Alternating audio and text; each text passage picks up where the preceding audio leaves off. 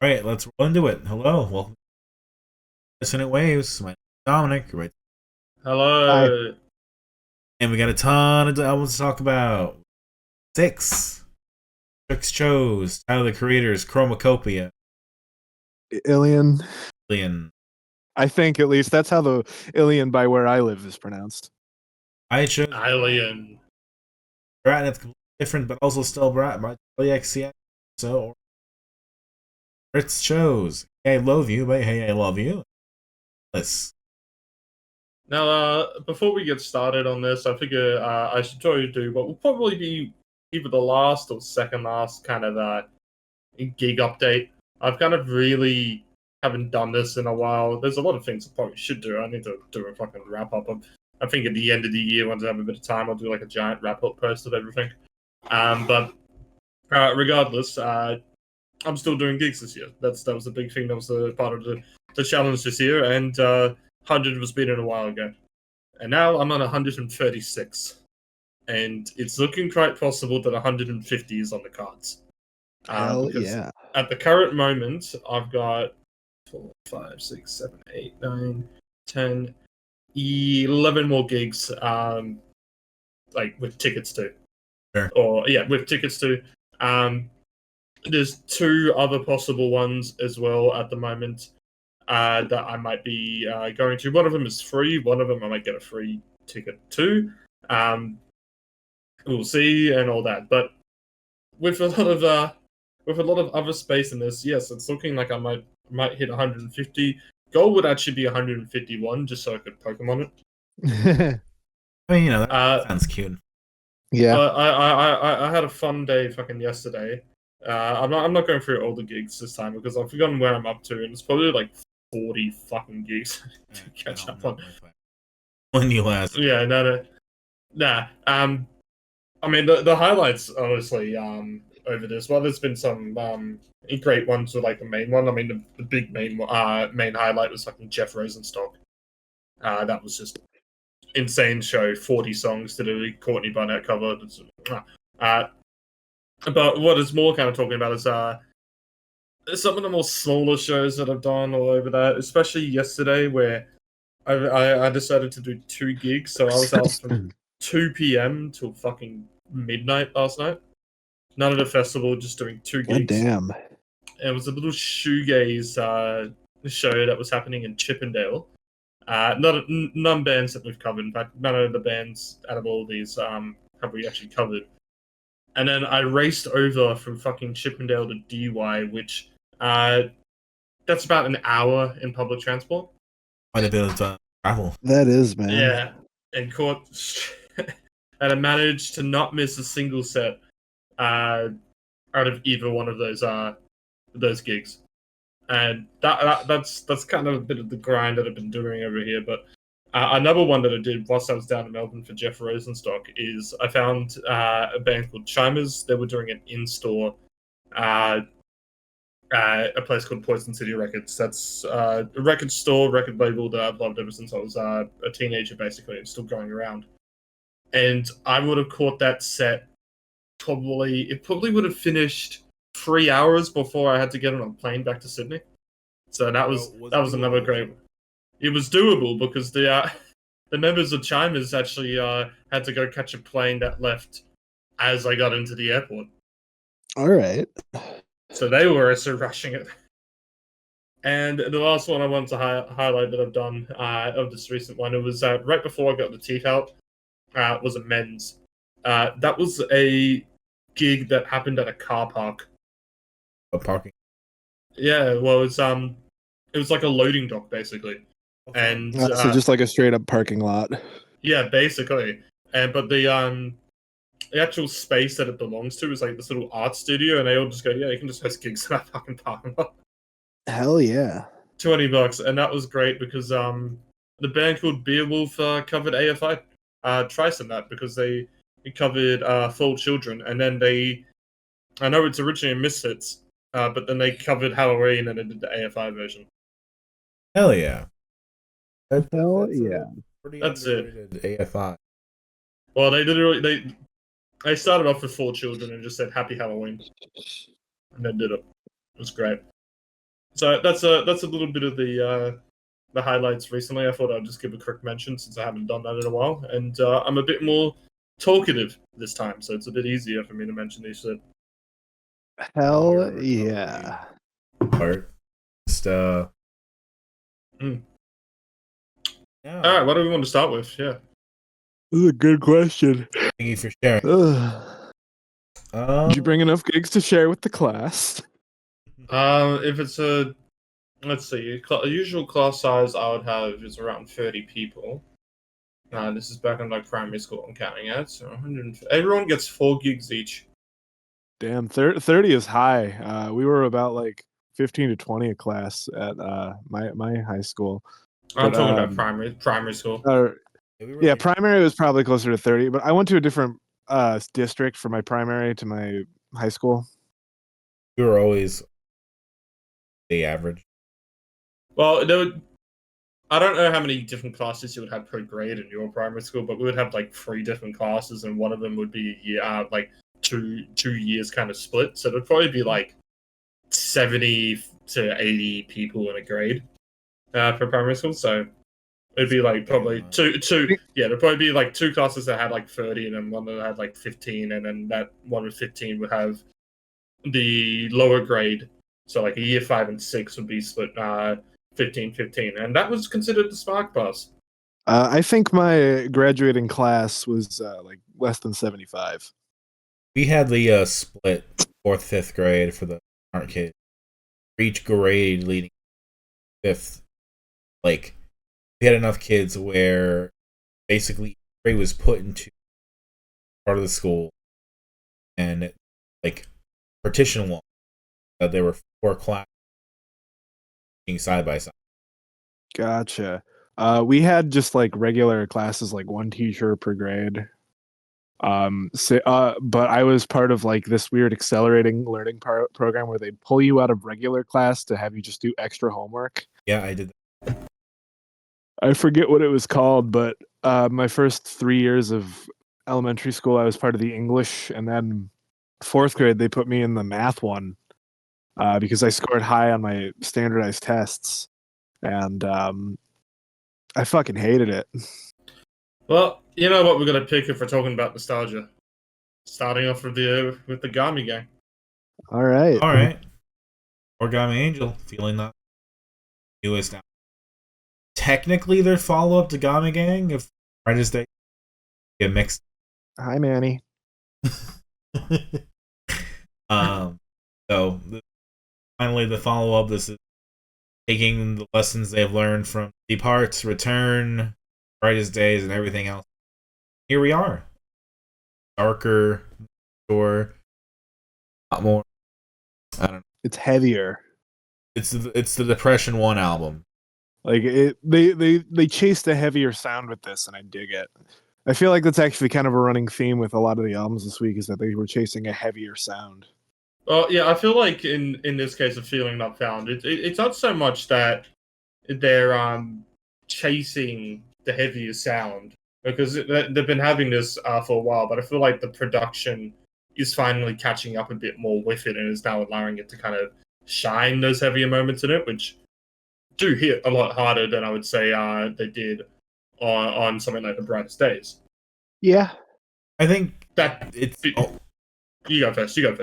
I think kind of in the way that Deep Heart and Ritz posing, where one's really dark and happy. This is a thing inverse of what Brightest Days is. Very hope, very kind of cheap, that kind of stuff, and this feels like, no, this is darker. Hope is kind of there, but it feels put off darker thoughts. COVID stuff. Yeah. What I was going to say is, despite the improvement in productions and stuff, I do find that there is a lot less catchiness in a full in this album compared to a lot of their earlier stuff. I feel like the one to compare this to, in a sense, is Gami Gang, because Brightest Days, whilst it still was an album, it was a much shorter release. It wasn't like that full-fledged album. Yeah. Follow up. Yeah, and Gami Gang has those moments where it has those breakdowns a little bit in the moments. Like Neutrogena Spectre's going on. Probably the best moment of that. And here it's definitely a lot more common than it was in Gami Gang. It's one of those things where like you could Somewhere City and Gami Gang kind of together is vision of the band that's kind of friendship above all. Got to care about each other, and kind of bright, kind of young and youth. This feels like the natural. In a sense, yeah, there is not as much jokes when it comes to like the titling. For example, I mean, we still get a bit at the end. 6 cents, HM07 waterfall. Kind of exceptions to that, but over and all, yeah, it's not as much punny into that. The lyrical content does still kind of like I guess very similar to Gami Gang still though, because there was a lot of talk about self-confidence and self-confidence kind of encapsulates it all. I was trying to say other words, how you look at yourself and shit, but that's the word, so why am I thinking of more? This album kind of continues on with that. The Brightest Days still had some of those moments in there as well, like and Kobayashi Maru being a big example for that kind of lyrical content. Yeah. So it's not like they're straying into paths that they haven't already done. It's more the framing of it. Yeah. Mm-hmm. And the thing that's kind of, I guess, made it a bit more of a struggle to get into this album, as per se, like Somewhere City or a Gami Gang for me, is that I'm starting just to get a little bit burnt out about it. Not in the sense of the lyrics are depressing or anything like that. Like, it's like, oh, no, I can't handle this. It's more of a case of it's just kind of the same. And, there are still the small evolutions happening in there. So it's not like this is Gami Gang again. But I don't know if it's evolved enough from there that I'm getting to appreciate this as a full album, as per se I was those two. That's fair. I don't know if I think part of the problem that Brightest Day felt like we were recognized matter. Okay, they're doing more. Let me just put this out here first off as well. I do enjoy this as a full release more than I do the Brightest Days. I think the Brightest Days really only has Kobayashi Maru and my PG Candy Summer as stuff that I go back to that from there. I don't think I've actually gone back to that as a full release since we covered it. I definitely have not. I go back. Super fan. Yes, it's crazy to think that I was the biggest fan out of us three at the start, and just Dominic took it from me, and I just have to let it be. Dominic's much further than me at this point. I can't catch up. Yeah. At first, this one was kind of a harder sell for me because I wasn't out cold. Yeah, it's different. It's darker. It has that kind of. It's no longer the brightest days; it's the darkest days. Yeah, that's a huge difference as far as intentionality. Where do you go from here? Where do you go from Brightest Days? And Gami Gang was a thing. Was what got us into it. So to follow that up was always. And this couple years later, where they've progressed so much, but making it more. Yes, you can see rating is still. Some of the riffs are usually it's like there's an. This is distinction. The music video stuff. Finally, he sounds best. Tired, not preppy or bright. It's. I get what you mean by that. Like, I guess that's kind of a big comparison. I guess of I know I compare a lot of things to Neutrogena Spectre, but I think it's just the song to kind of compare it to of Gami Gang. It's a good summary of that whole feeling. And compare that to like Dirty Mirror Selfie, and I guess when we talked about Neutrogena Spectre, that had a moments of doubt in it, but it did still have quite a lot of, I guess, pep to it, in a sense of trying to build up confidence. Whilst a Dirty Mirror Selfie, it kind of feels, it's not so much of a pep. It's not a downer though. It's more kind of just a, I guess, acceptance. I guess. Song like Wretched Trajectory in an album. Hey, I'm having an anxiety attack at the. You're there with me, and you. This is no. Please come pick me up. Mom, pick me up. I'm scared. I mean, yeah, that's kind of the song. Like, yeah, it's pick me up. I want you at home. I am not. Like Fruit Wine's same way, right? Like everyone kind of expects me to kind of spin shit in the gold here. Yeah, man, he agrees. I can only. Monty just flushed my toilet. Cats are smarter than us. He closes the door when I use the bathroom. Like, not even gonna lie. Since I live alone, I poop with my door open because Monty will scream at me if I don't.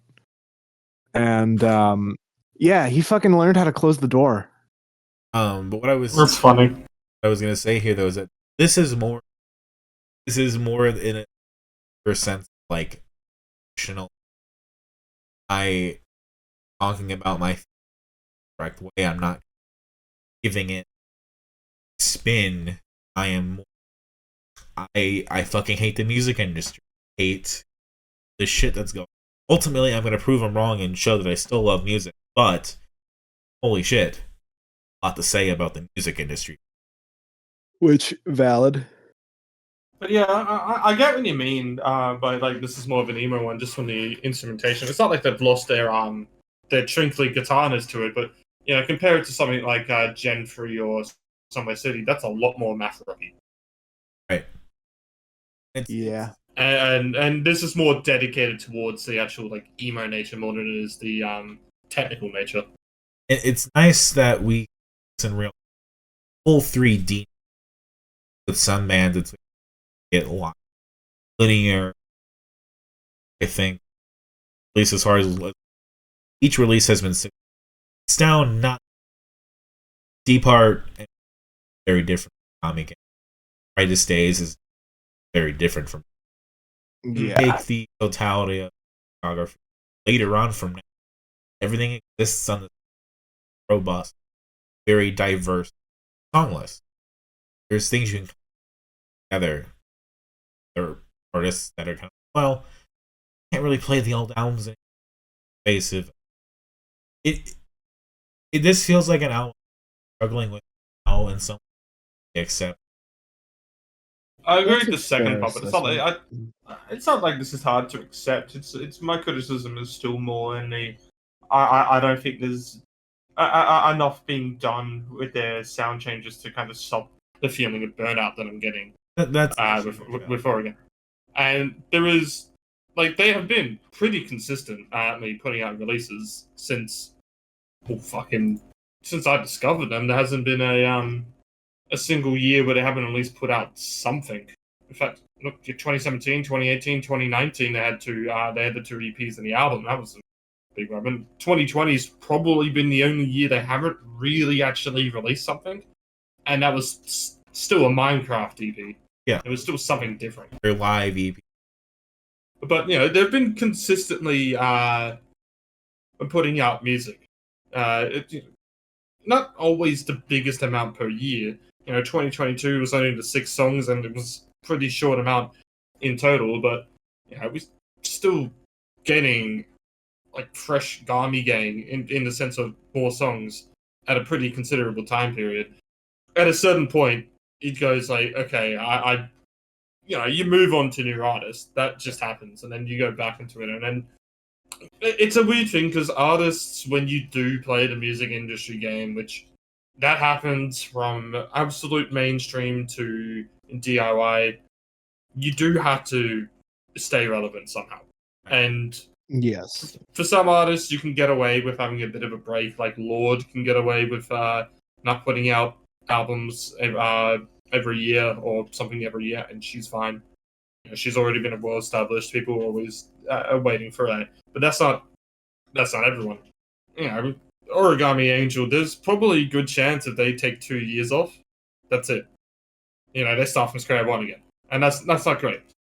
But another thing is that when you constantly keep making music and keep making music and keep making music, you actually only get so much time to evolve. And it kind of covered in the past. A lot of this stuff is kind of backlog. These days was a album that knows. Yeah. And it could have been something that was done over time or written very, very much COVID. And another thing to mention about having a backlog like that is that it can be pretty dangerous to be working with songs that are that old if you're still sticking to basically the sound of when they would have been written. Because if you think if you don't think 3 years is too long in music time, sometimes 6 months can be too long. Yeah. The soundscape changes quite constantly in a lot of scenes. I mean, obviously Brat's lasted quite a while, and we'll be talking about that again. But eventually, that's gonna die. Same with the Chaperone sounds that are going in there. They as artists might last for a while, but the kind of hype that they have or the actual moments that they have, they will die. That just happens. They might come back in nostalgia later and stuff like that. I'm gonna just assume Chaperone, if they put out another album, that will still get some hype and stuff like that, and that'll probably be a different moment altogether. Yeah. So when you have these backlogs, they can still be quite dangerous to have because it means you're not working on what the current soundscape is. You're working on what the old soundscape was. Now, it helps with Origami Angel that they basically are one of the bands that kind of did start the soundscape of Fifth Wave. They weren't the first in there, but they have their own path that's basically you can trace back to, here's a breakout moment. Yeah. It's not the Glass Beaches, it's not the Weather Days, it's not even going all the way back to the Brave Little Abacus, but it's still an own path of or a different path of Fifth Wave that you could say that even if they didn't start it, they were at the start. Let's DIY and more here of pop punk emo. Up. Made a lot of. Yeah. Anyway, that's about all I have to say with this album. Favorites. I do like Dirty Mirror Selfie. I like Viral. That had a really great there's really great moments where it does get harder. You can really tell that the production's improved on it. And I do like HM07 Waterfall. That had a lot of change-ups in it that made it probably one of the more interesting songs off this album. I don't think that's really particularly a least favorite of this one.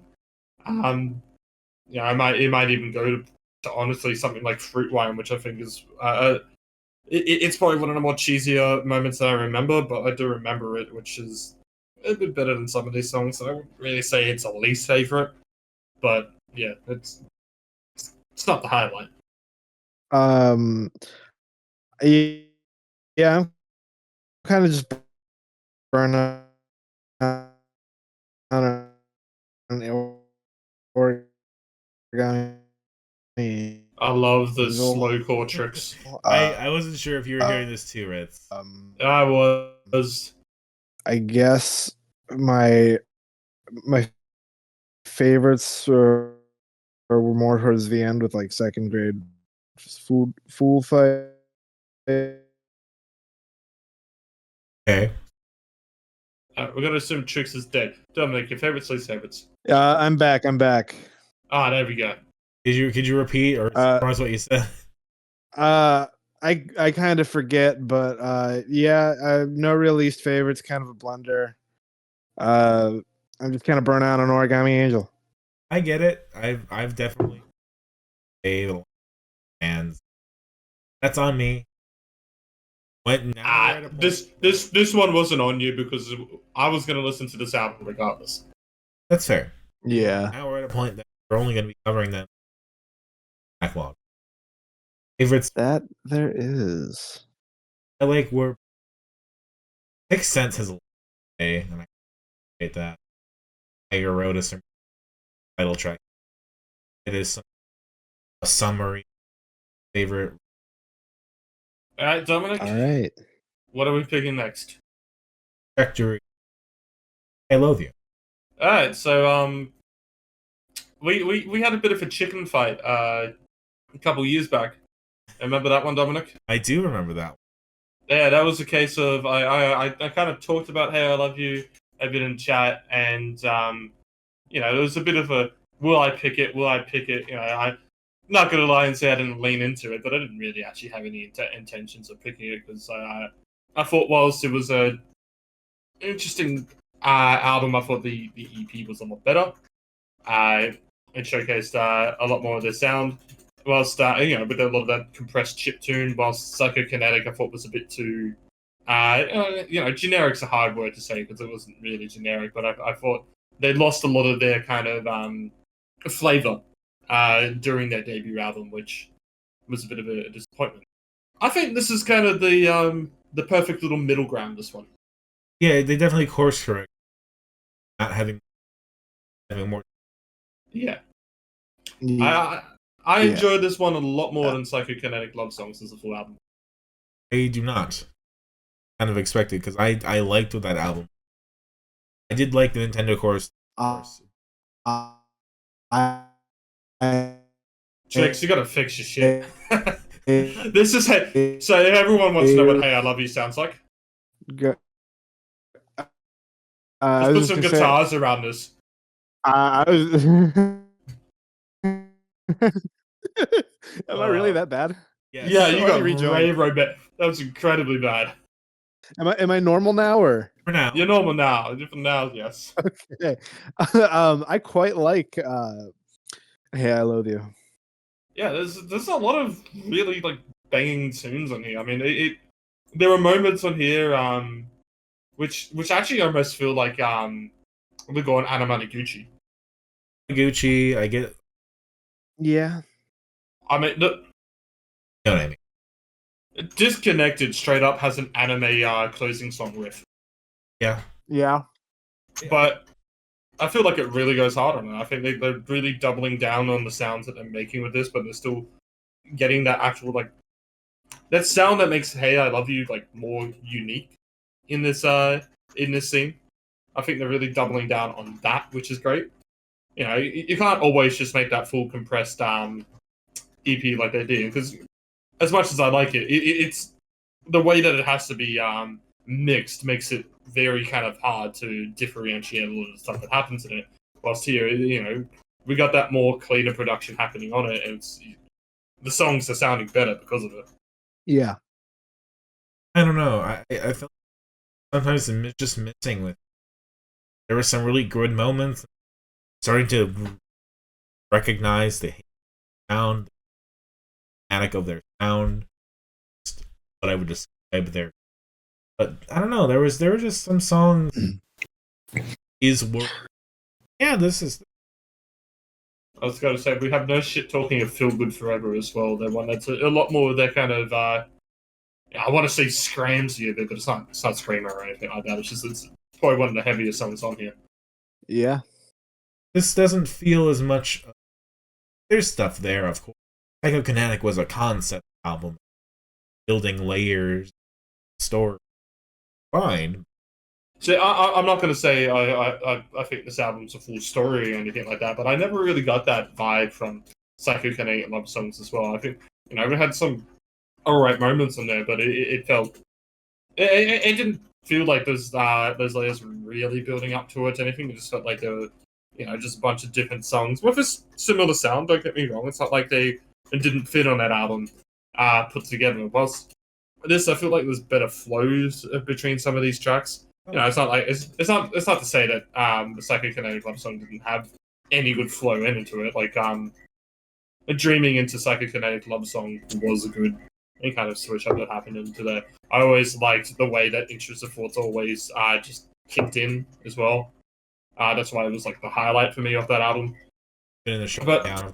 yeah, this doesn't have that on it. This is, in a sense, trying to be different in its own way.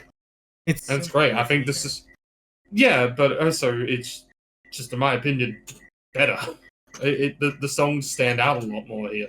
They're hitting a lot harder. I guess you stand out that little of tone at the beginning of Dev Hell. That's it kind of make you pay attention. And like a zombie downer and kind of draw you back into. The songs definitely serve their purpose. Keep you in. Yeah. I was pretty hyped on where Hey I Love You was going last year when they released well technically I think it was like December 2022. Yep.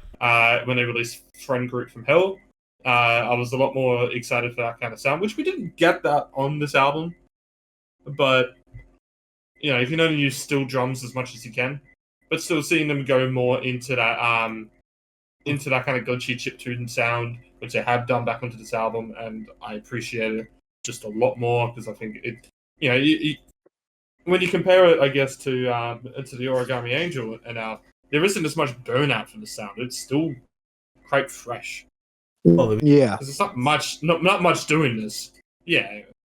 And a full So it's not as much to talk about with Origami Angel because we don't have that as much context of their of the discography. They're still kind of young. I know we've done the Flyover States stuff as well, which is basically the same band with a couple changes. Yeah. On it. Interesting to compare the two. Feels different, and you wouldn't know unless.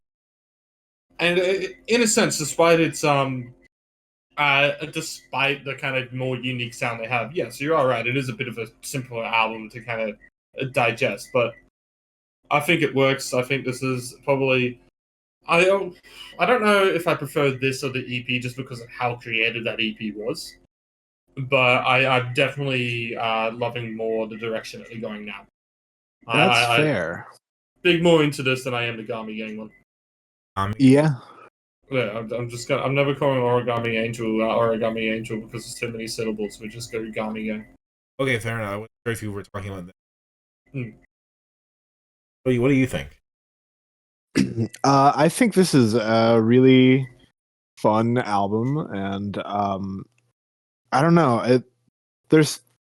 It feels like they're.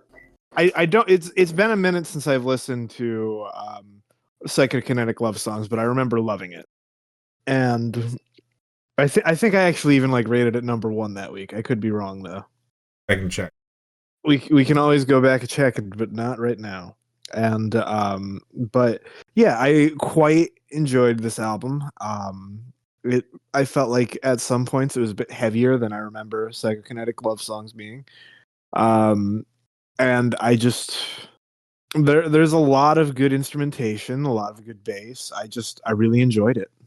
I liked where Psychokinetic Love Songs was going. I do like that they went back to the. Ultimately, not my favorite of the week or anything. I hated it a lot. It's just something that for me. I still like Hey I Love You. I still like what they. This one is just like, yeah, this is another album that's good, but not the evolution follow up. I guess I was most. That's fair. Favorites, Dominic? I like. Well, my favorites end credits. They do them all by far. Other than that, you relate to I Just More Please. My least favorite, like I was saying, probably like. Favorite to me, Feel Good Forever, Pass the Body Dysmorphia Please, and Disconnected. So connected, disconnected. So fucking catchy. I probably will actually agree though. I think Is Rory's probably one of Lily's favorite authors. Let's see for me. Favorites. I actually really quite like Gelato Skip. And When I Could Still Feel, I quite liked. No real least favorites. The whole album's pretty great. All right, so we got 4 more to pick around.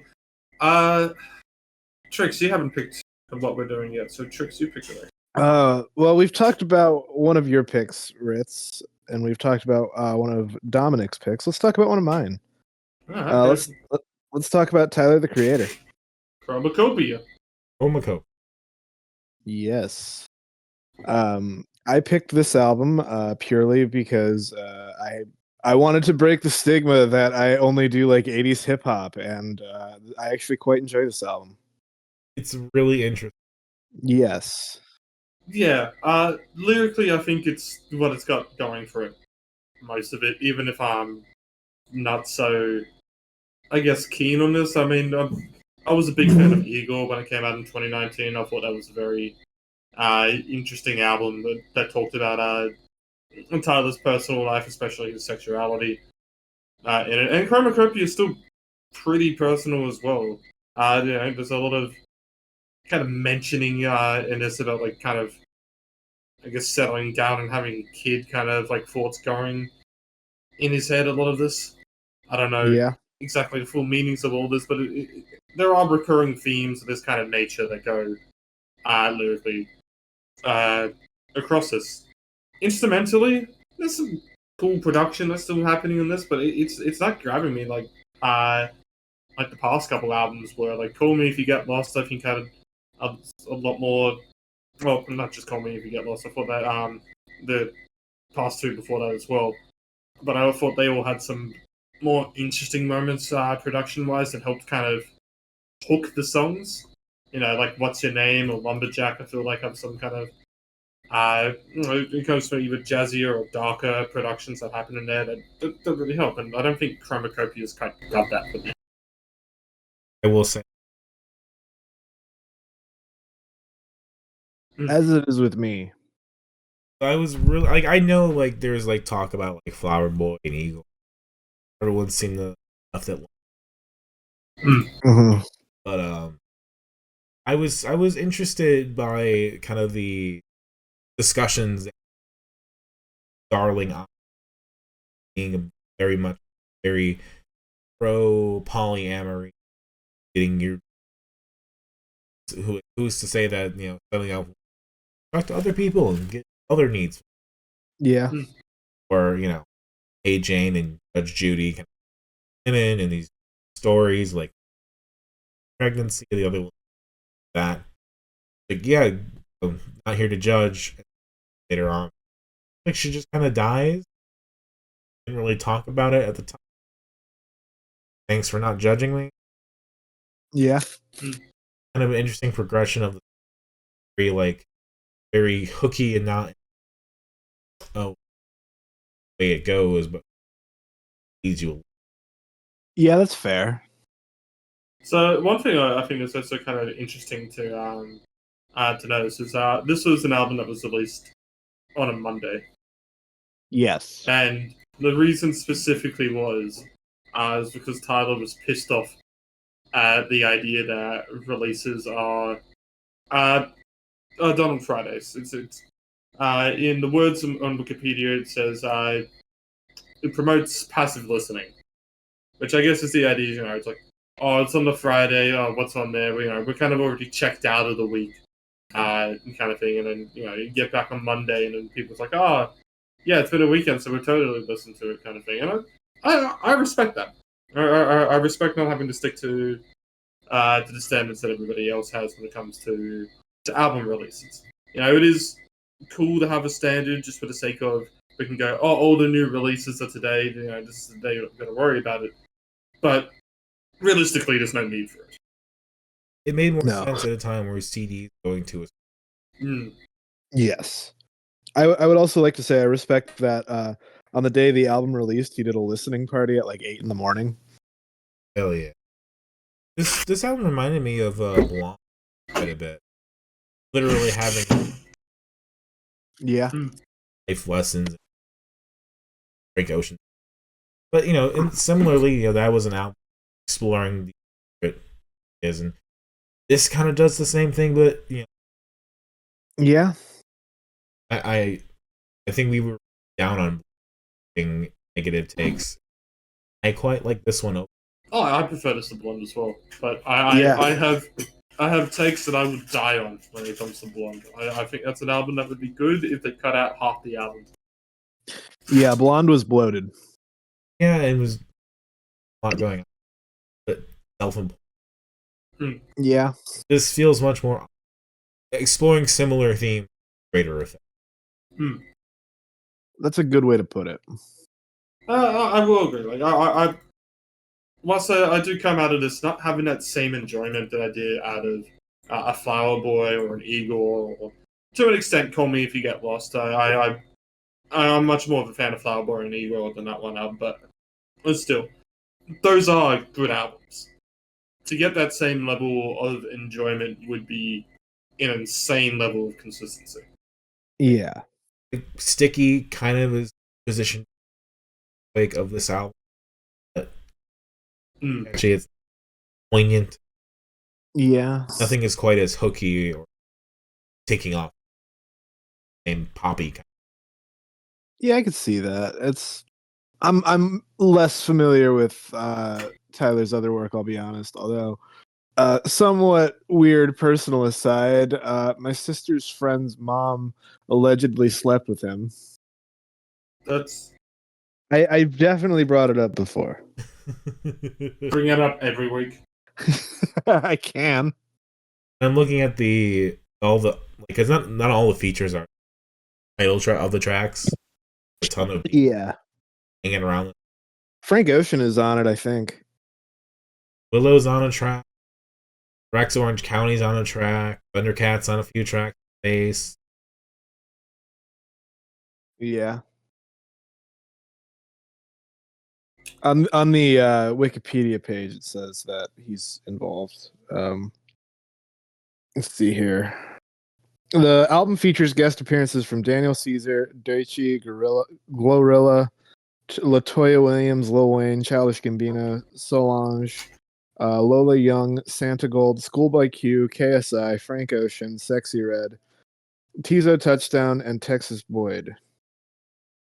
It's pretty stacked, and that is, to be fair, a lot of hip hop albums do get pretty stacked with features. Yeah. Sometimes it feels like the album is made up. Oh, they don't have enough. The way this kind of credit everyone. Yeah. Songs that don't have any features. There's songs that do, and there's feels more organic. This one's featuring 5 different people. Featuring 3 different people. Titles get bloated sometimes. Yes. So I feel like one of the kind of big things to mention as well is, especially for you two who haven't so much been involved with Tyler's earlier work, it's kind of an amazing change over the years. Like, knowing Tyler's early stuff was very, very edgy. Yes. Songs like Yonkers, which have lines about stabbing Bruno Mars in his goddamn esophagus. Troncat, which had a lot of lines that generated a lot of controversy, even though the song, from what I recall, is about intrusive thoughts, which, shocker, intrusive thoughts are never nice. No, they're not. I was hospitalized for them. Yeah, it was something. He was a much more bucket too. Edgelord. Yeah. I appreciate. Love to see it evolution and young. Well, I'm gonna get a reaction. Now this is how. Yeah. I don't have too much to say about this. It's not one of my highlights of the week, to be honest. When it comes to this style, I'm not as progressive as I would like to be. A lot of hip hop does go in one ear out the other for me, and that's just my music taste. I wish I was better, but that being said, I do think this was an enjoyable experience as an album, start to finish. I cannot fault it for being an album. It flowed incredibly well. Yes. The Schoolboy Q album. Definitely. And Schoolboy Q is on it. Yeah. It is one of those ones that you do have to kind of properly sit through and actually listen, because it is quite wordy. And that is kind of the highlight of this, is what Tyler's saying, not so much what's behind Tyler's words. Mm-hmm. I couldn't really give you a favorite or a least favorite, not because it's a blender, but more so I didn't really properly determine where songs ended and start. I guess I'll probably just say my favorite was Noid. I'll agree with that, with the favorite being Noid, because the album just flows pretty well. I would also like to point out that this will probably be my last hip hop album because I've picked 3. I'm not counting D.D. King. And I feel like they were all pretty good bangers. So I'm going to retire. Well, hey, you picked Judgment Night. Get that. That's one of the 3. Okay, you're not counting the Beastie Boys records is different. No, I'm just count. I thought we just covered the 1. 2. Okay. No, we cut. Oh, and did we do Check Your Head too? I thought we just did Ill Communication, and I tagged down the Mullet Head single. Did License to Ill? Yeah, it was about to Ill's. That's right. I'm gonna because I picked them on the same week. I'm gonna lump them in together. Either way, Dominic, favorite, least favorite. What? Take your map, especially Balloon. Least favorites. Probably go like. All right. All right. Where do we got 3 more to go. That we do. Go to what was for me Redemption, and this Slift album was fucking great. Oh, this Slift album fucking rocks. It has the elements of the other kind of albums in this genre we live, where you can kind of just put it on the background and kind of let it exist. But like when you tune in, anytime you just tune in, going fuck.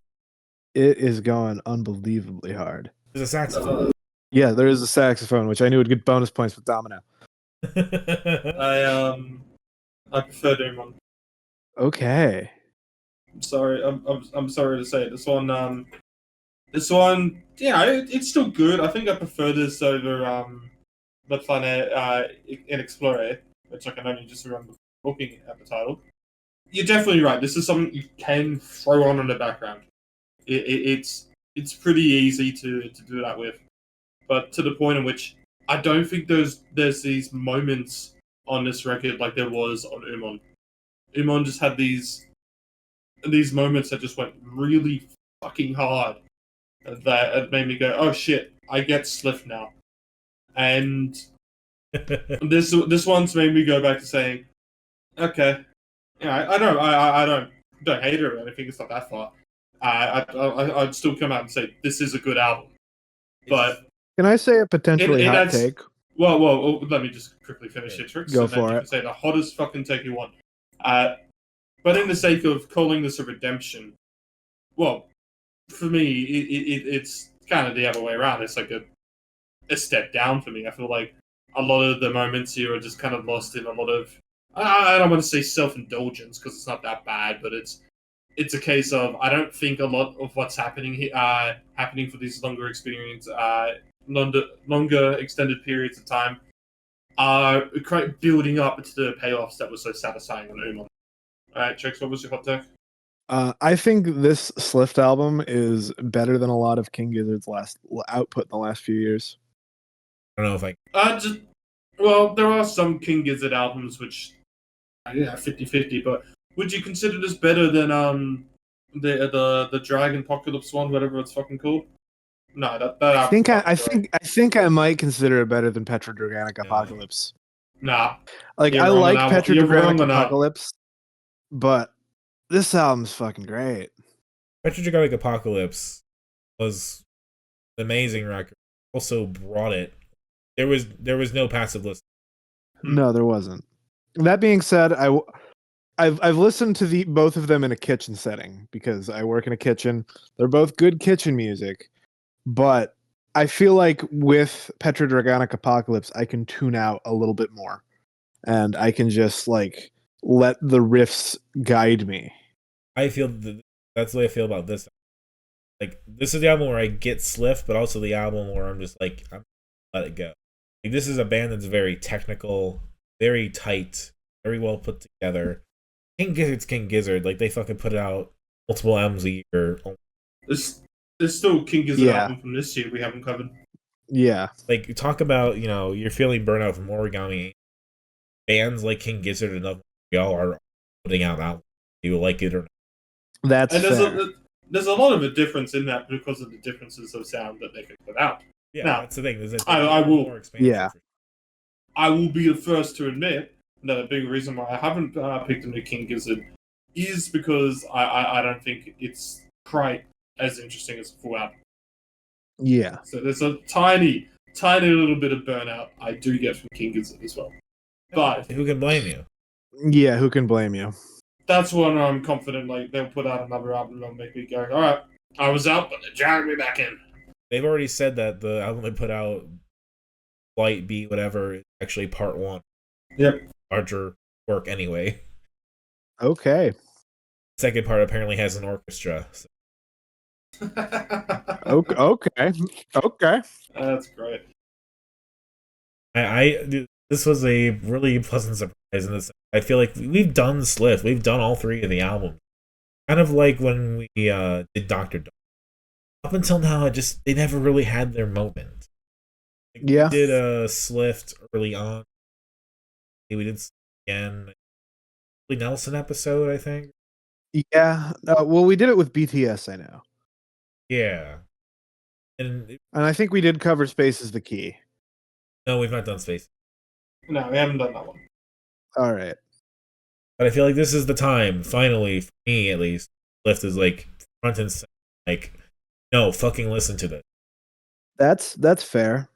I will say I think one reason I think this album might not hit Ritz as hard is that Uman flowed just so incredibly well. It was based off of the Dan Simmons's Hyperion Cantos, which is like the Canterbury Tales but in space. I don't even get me started on the song Hyperion off that album. That went so fucking hard with the fucking guitar solos on it, the way that the vocals would just scream over them, and it was a fucking dopamine hit. And that's why I loved this one. And it was full of those dopamine hits. And this one, they're very similar lengths of albums, so it's not like the reason that it goes is because this album is too long. It's just that the moments are too long. I'm not getting these dopamine hits because I'm losing interest, and then when the payoffs happen, I'm not getting it back. God, yes. Drags me into it like, holy shit, that sounds great. Or just listening, like, just admiring how tight they story that is never. Yeah. Listening to the way those drums is with them. It is just there are moments in this album where it's just like a wall of sound, and like this is an album you have to listen to at least, I feel like 10 or 20 times for it to like really, really click, because it's just so dense, and like every time you listen to it, you can pick out something new. Funny, like I bought a couple. Not to spoil too much, but throughout, like I like. Then today I'm just like, oh well, obviously I'm buying Origami Angel, but also Slift. Fucking do that right now. Hell yes. I'm probably gonna buy this on vinyl. I will say, I didn't listen to this album up until about a week ago. I was a little bit scared because I fucking love Uman. And I was like, it's not going to live up to Uman. Why should I even listen to it? And then I listened to it and I'm like, holy shit, I'm picking this. I mean, it's not about living up to it or surpassing it. It's about a that is just as good in a different. Like, well, I thought Uman was the peak, but in true honesty, they hadn't even begun to peak. That's the nice thing about taking some time between albums too, right? Yeah, benefit from it. Some are King Gizzard, and like Slift is one of those bands that can take a hiatus because they release such dense albums. Yeah, and their fans are all sweaty nerds like myself who will wait for a good album for 4 years. There are not many albums that will trade off 9 minutes. Rush didn't even do that. Yeah. Like, there's something about this that is impressive. I did like the other one. I remember I never have disliked. He gets it. Maybe it's just having finally been dragged into Stockholm. Get it all. I understand. Well, now you're gonna have to re-listen to Uman. You know that, right? Yeah, I'll get there. It was enough just getting the work in to get all these listens. That's fair. We had a lot this week. Hey, I like this. I'm intrigued to see where they keep going from here. As am I. Who predicts that French acid rock? Like, no, this fucks. Hell yeah. Yeah. I seem to be the one taking the L on this take, so I don't know, 2 against 1, but I'm the one. That's what it is. Yeah, we gotta have our it- dissonance. It's in a sense it is a cheese sandwich. This album, because like I said, I don't hate it at any point. I do still think it is a pretty tight and a cool, kind of doomy stoner metal album happening from start to finish. That being said, my least favorite of the whole thing is the closer Enter the Loop, which that can just kind of fuck off. It's not needed. It's not like chilling to the ambience that happens at the end of the Glow Part 2. It's just a bunch of random ambience in there that does literally nothing. That's fair. I would agree with that. Yeah. But I would say my favorites: Confluence, Story's Never Been Told, and it's a lot. It's an album that you can both put on and hear. Also, an album that you don't have to for all the names. You don't have to keep close attention. No. Yeah. Alright, well, let's talk about what I think is redemption. Let's talk about Brat, but it's different. Oh, Yes. I disagree. This is the part where I said, for an album that's talking about club classics, where are the fucking club classics? We fucking found them. Here are the fucking club classics. All right, Brat, but it's completely different. Trix, you seem to have a dissenting opinion. What do you think? I'm gonna be honest. This might just be the case that at the last restaurant I worked at, I heard 360 probably 10 times a day, but I just cannot find it in my heart to give a shit about Brat anymore. I mean, I also picked it because Brat Summer all Yeah. Brat didn't matter. But My God. a big issue we had with Brat is that we thought, whilst it was okay, there wasn't really that much actually happening with it. No. It is. No. We talk about how Fantano gave it a 10, and all we went is, this is a fucking 10, and yeah, I still don't see how it was. It was a lot of sameness happening with it, and honestly, the 3 extra tracks, they don't do too much to change it. No. I disagree. But, I think Hello Goodbye is like, oh, this is just me doing the club classics now by myself. Well, yeah, I think if we're talking about what the best of the 3 are, it's Hello Goodbye.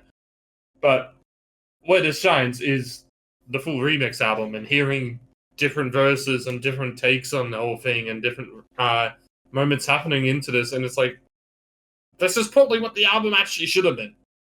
Like, I appreciate the kind of like bait and switch of, hey, I'm giving you a Charli album, but actually the remix album was what you... Like Mean Girls featuring Julian Casablancas. It feels like a meme song. It's kind of actually works. Yeah. Julian Casablancas works on it. It's like, okay, well, shit, this is like, why didn't we have this at the start? I know there was always the big hype between the guest remix with Billie Eilish on it, but Billie Eilish does actually bring something to the track. Yeah, she fucking does. Yeah. Or just like because people were trying to speculate who Girl So Confusing was kind of about. Verse of eating at a restaurant, they were so alike. Oh, it's Lord, it's gotta be Lord. And here it now are they are talking about it on. They're settling their differences. Yeah.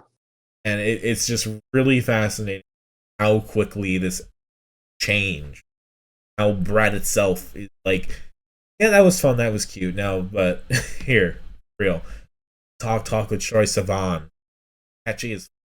I'm Congrats for your feature. I wish this probably would have been the actual Brat, but it wasn't. Yeah.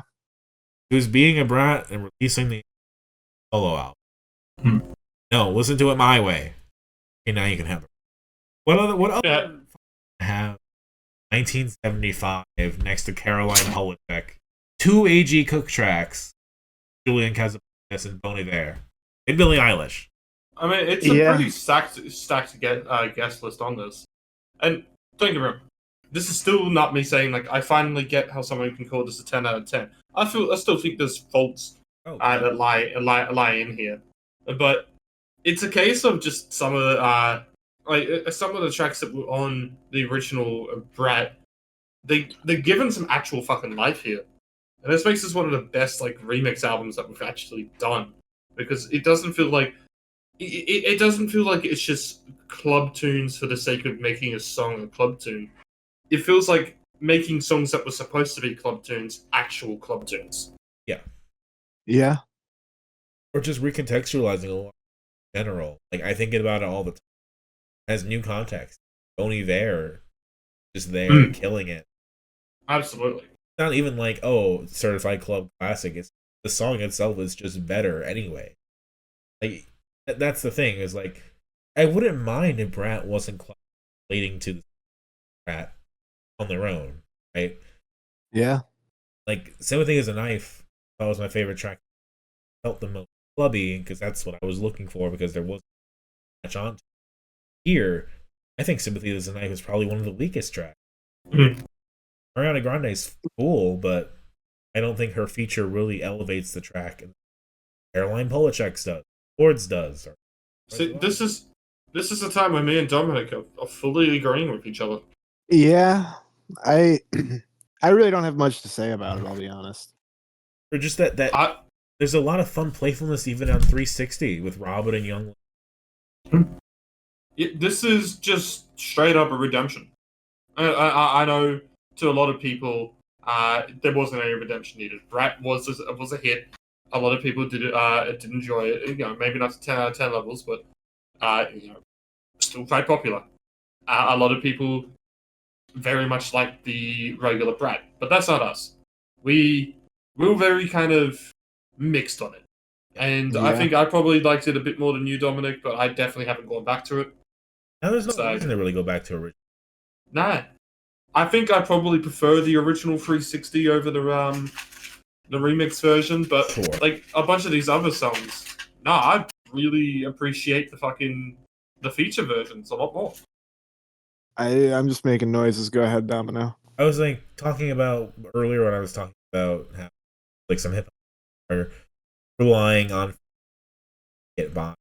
This is like you have the best of both worlds, and then you have Charli's material, but then you really have but actually all this is being elevated by having an abundance of people. Yeah. Interesting how much having a party, everything. It's just a fucking party all over the album. Like, it's like you're just watching Charli go to different scenes, basically. But here's the part where she talks to Blake. Here's the part where she talks. Here's the part where she's hanging around AG Cook a little bit, so that nothing overstays its welcome. Nothing is. It just feels like what the album was. Fully agree. I'm just tired of hearing these songs. Totally valid. Hear them a fucking lot. Yeah, and like if this and fucking Good Luck Babe are in the same boat for me. You on that week, I'd say you got Good Luck. I still do get Good Luck Babe, but I don't know if there's redemption for Brat. My sinuses are still intact. Favorites of this, Talk with Troye Sivan. I agree. It's actually a highlight of this. The Bon Iver. I think about it all the time. Mean Girls featuring Julian Casablancas. Least favorite, probably Sympathy is a Knife with the Ariana Grande. I would agree to all of that, and also add Von Dutch. One of those ones that just doesn't stand out as much. I also will give it to my third. That conversation. It's just super interesting. Favorite, I'll probably just throw the Julian Casablancas because I like Julian Casablancas and can improve anything, I feel. Least favorite, whole thing. I'm sorry, guys. I'm so sick and tired of hearing Brat. I mean, Guess is a new track though, comparatively. Yeah, but it doesn't really super feel it. Billy's verse or Guess is yeah. No, this is good. Well, I am homophobic this week, I guess. It's how can I be homophobic? Don't know your Central C. no, I don't. Haven't put 9 gal in a sprinter. All right, Ritz, take us home. Mount Eerie's. Take me home, country roads. Is that how it goes?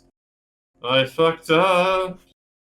Mount Eerie, West Virginia. Night Palaces. Follow up to my Take in me 2020. home. Yeah, this is. At what point do you just recognize that the Mount Eerie name is just the microphones? Because this is another microphones album. At what point do you just realize that it's all the same thing in the end? And at what point do you just go, holy fuck, Phil Elverum is just God? Yeah, This is beautiful. it is. Fascinating. Especially the part where, like, it just becomes about how fucked America is. The wish to just decolonize back to nature. Yeah. Like, what a fascinating 80-minute thing. Like, Yeah. So, to point out just the kind of, I guess, context of the Mount Eerie albums, this is probably, like, when it comes to Mount Eerie, this is like the follow-up to the Now Only a Crow Looked at Me. Because that's kind of the last proper period we had of a just Mount Eerie album. We had Lost Wisdom Part 2 come out. There was a collaboration album with Julie Duron. But the album before that, that was the live album of the Crow Looked at Me Now Only stuff. So that's how long it's actually been since a proper Mount Eerie album. Yeah. So to say what is this a follow-up to, yeah, it's a follow-up to Microphones in 2020.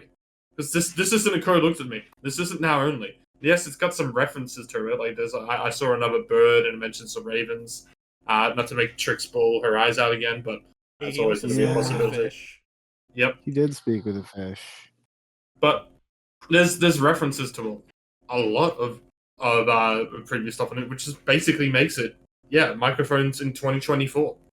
Yeah. Phil Elverum just does what he, like, everything is. I mean that the best. I respect it. He's achieved songwriting at such a degree that, like, it doesn't really matter. Like, sometimes the lines are kind of struggling to fit, and some reaching a little bit as a metaphor and yada yada. But it's like it's all Phil Elverum. It's all working because it's him. Yeah. And there's the way to say that this isn't Microphones in 2020 Part 2 and it's Microphones in 2024 is a sense of this isn't like that one large song where everything kind of just keeps building on itself and then until it's done. This is a lot of different songs on here, and there was actually a lot of ideas thrown around. I mean, Swallowed Alive is just like crazy song to put near the start of this album. Yeah. Where that's just basically a just whole screaming mess that happens, this whole noise rock kind of moment. Well, just not even rock, it's just noise that gets into it. And I'm pretty sure that ends with like his daughter talking. Yeah. Harkening back to Yeah. Glow Part 2. Yeah. And I'm talking about the Slift album and its build-ups not paying off. This one doesn't have those build-ups that pay off in those kind of loud bursts or anything like that. It's just, it progresses instead. That's how these songs move. Like I Walk is not it's not a song that puts out this huge payoff that you're really satisfied with. It just keeps progressing as a song, and it's just very kind of like soothing to hear, even though like some of the topics that seem to be in here do kind of come across as, or at least just the vibes that are going on, as a lot more I want to say dystopian, but I don't think that's kind of. You kind of get where I'm going with this.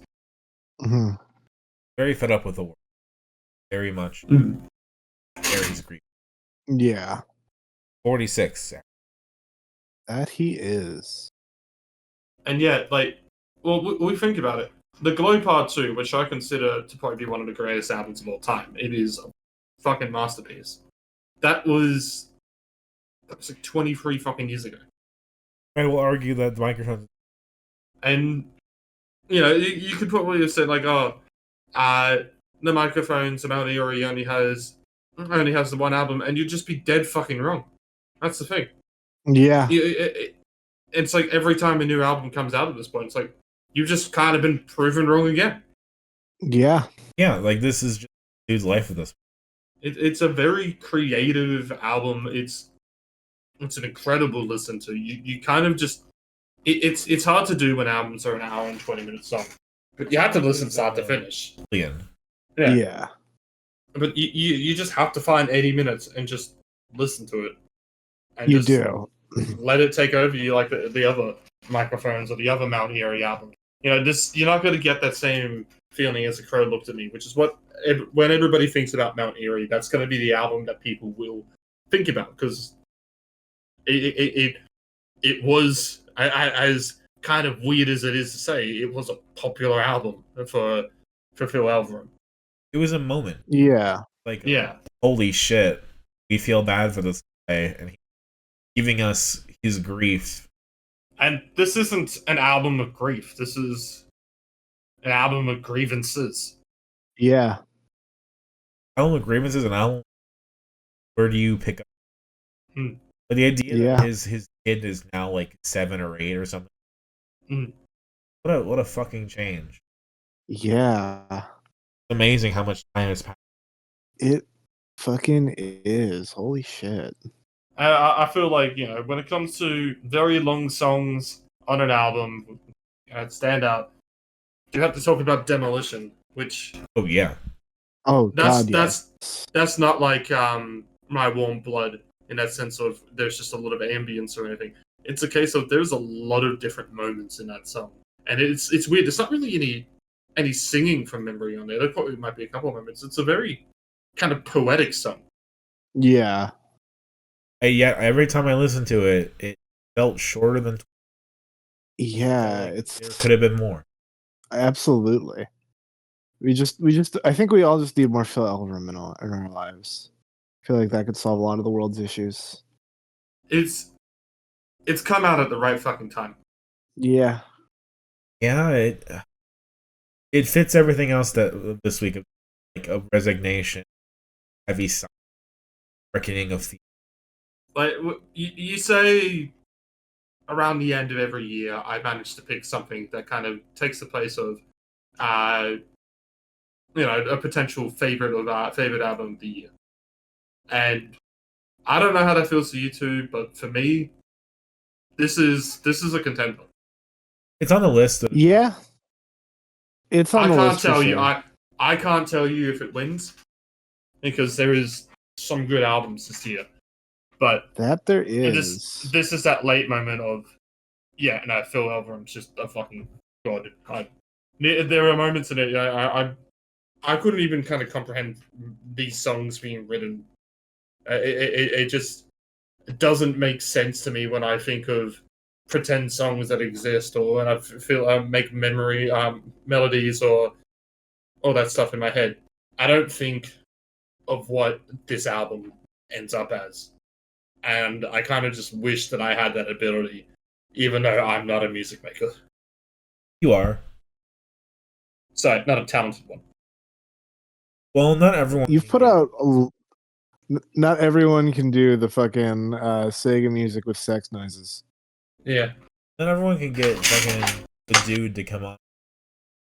Assuming they'll do that. Mm-hmm. Yeah, there's a couple CDs being sent over to Beat Disc. I'm going to pick one up. Hell yeah! This is the first year of this shit, except for maybe. I have no idea what's gonna.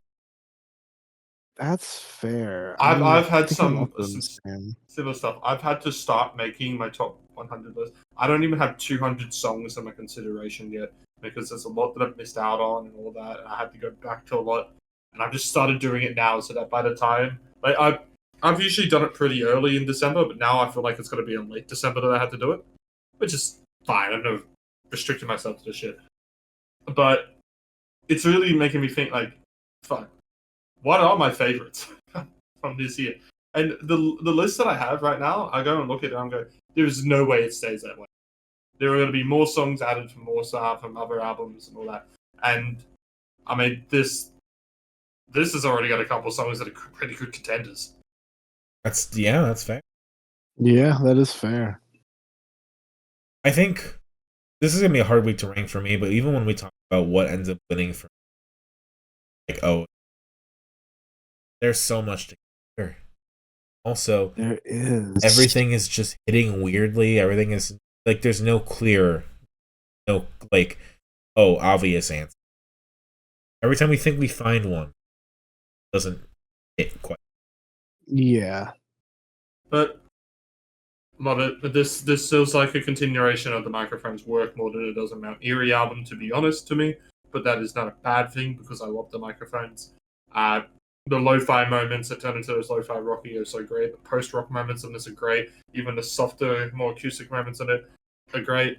It's not an album that I would consider as great as The Crow Looked at Me or as The Glow Part 2, because I do hold those in pretty high regard.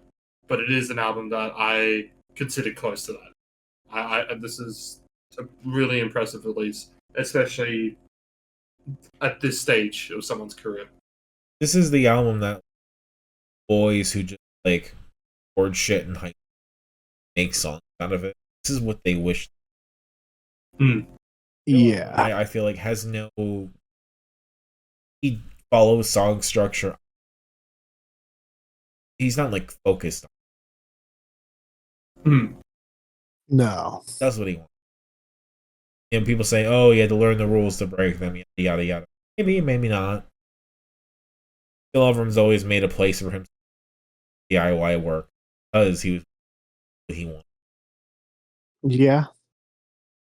Favorite to me, Huge Fire, I Walk, I Saw Another Bird, Non-Metaphorical Decolonization is another fucking highlight of this one. The Demolition as well. I don't know if I could give this album a 10, but it is a strong 9 for me. So, no least favorites. That's fair. Let me pull up the track listing. Give it to. I like MP Control. I like Demolition. Smoke with a Fish. No Rain. That Owner of Trees was really interesting. Least favorite. I like My Canopy. My favorites are fucking Broom of Wind. I actually quite liked with the little sweeping up bits of the broom that I'm sweeping with. Empty Paper Towel Roll, The Wind and Fogs, Non-Metaphorical Decolonization in November Rain, obviously Demolition, and I really don't have a least favorite. Oh. Albums. And we rank them. That it is. Can we? Yeah, I reckon we can. I will start. I think my least favorite, when I had to go and say, okay, what have I had the least enjoyment out of all of these, is unfortunately this. What have we done? We've done. Yeah, it's gonna be the Slift album. Then I'm gonna put Origami Angel. Let's see, we've got 4 more to go on here. Then I'm gonna put Chromakopia.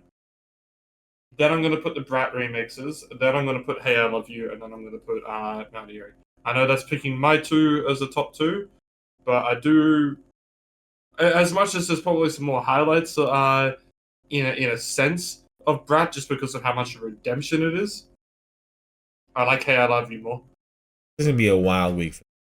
Oh, absolutely. It is.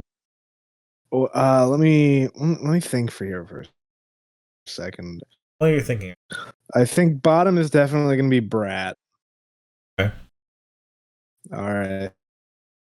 Yeah, go ahead. I'll continue thinking. I was just going to think aloud, but go for it. Bottom for me, hey, I love you. Oh, After that, we're ready. Realistically, I love you.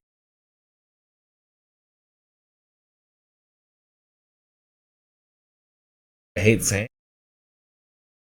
Oh, wow. no, you cooked. You're off your head. Brat and Mount Eerie are kind of neck and neck. Brat is so impressed. I've renewed it. So, I don't know. I think it's Mount Eerie, then Brat, then Slift. This Wow. is the I'm most going to have to dissonant put... we can get. This is, because I'm going to do something entirely, completely fucking different. Let's go. I'm going to put Brat at the bottom. And then I'm going to put Origami Angel. I'm just burnt out on Origami Angel. Then I'm going to throw Tyler, the Creator, there. Then it's going to be Hey, I Love You. And now the question is, do I put Mount Eerie at number 1? Or do I put...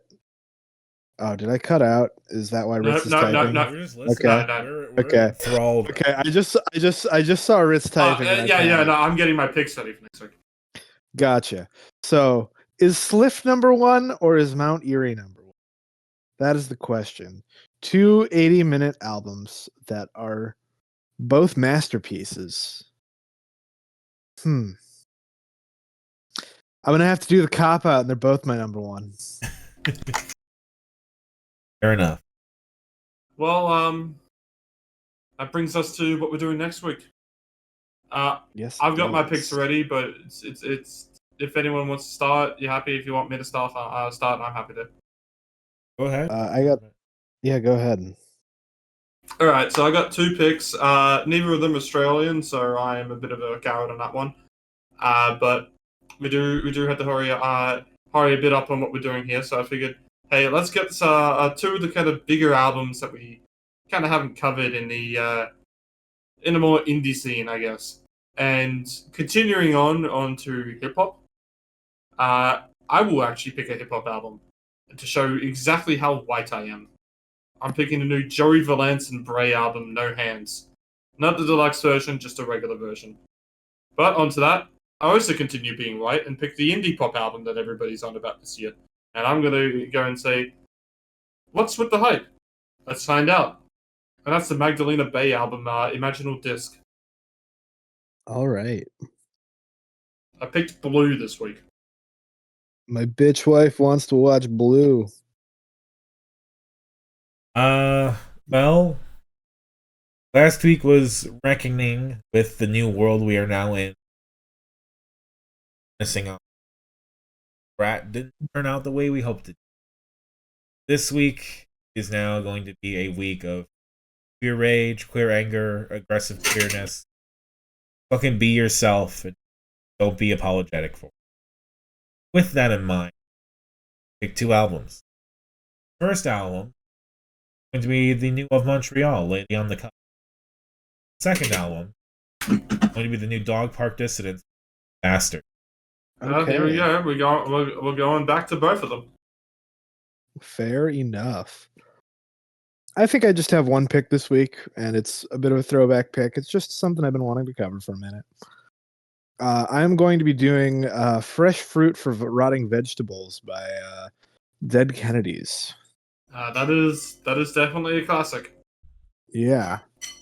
Well, if you've only got the one pick, do you mind if I tack on a little 12-minute EP? Sure. Cool. Secret World, Guilt is Good. I just want to put on something Australian. Fair enough. Guilt is Good. Alright, that makes Dead Kennedys, Fresh Fruit, Running Veg, Joey Valance and Bay's No, Magdalena Bay's Imaginable Disc, World's Good, of Montreal, Lady on the Cusp, with Dog Park Disc. Is that it? Yeah. believe so. If I said anything wrong, get it right. Until then, I've been Dominic, and I don't know if I don't know if we will. I'm still holding out on Twitter. I will be on Twitter. I don't know if KCI Dissonant Waves has a Twitter. We also have a Blue Sky. I mean, we have a Patreon. Yeah. You can commission a tattoo on me, pay $200, tattoo anything you want on me. Also, on the games, my mom. You can tattoo the Brat album for all I care. Hell yeah! Today I recorded 4.5 hours for the Kingdom Hearts 3 episode that we're already at almost hours for this. Hell yeah! Today. I have been Trix, and you can catch me figuring out what the fuck I'm gonna do with a pound of Korean short rib. I have been Ritalin. You can catch me on Twitter, but you can't contact me. You'll just catch me watching all the porn people's uploading onto it because I'm a pervert. Other than that, I'll also be down in Melbourne because Mouse is playing. I spent $270 on a $5 gig, and I wouldn't have it any other way. Twitter is only good for the porn these days. Yeah. Yep. He said he was going to stop the bots, and then he gave in to the porn bots, and now that's an absolute shit show. So Elon Musk failed to kill the porn. So you That's look at it until one of them looks like they're not legal, then you close out of it and never look at it again. It takes probably about 5 minutes because that shit is so unregulated, it is scary. It is terrifying.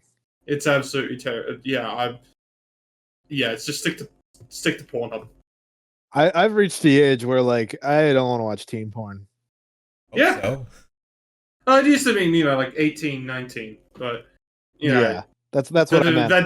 That didn't mean that the people in it were 18 or.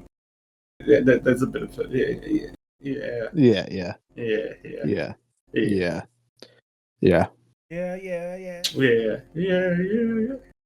Anyway. Yeah. That's gonna do it for us. Wonderful, wonderful Christmas.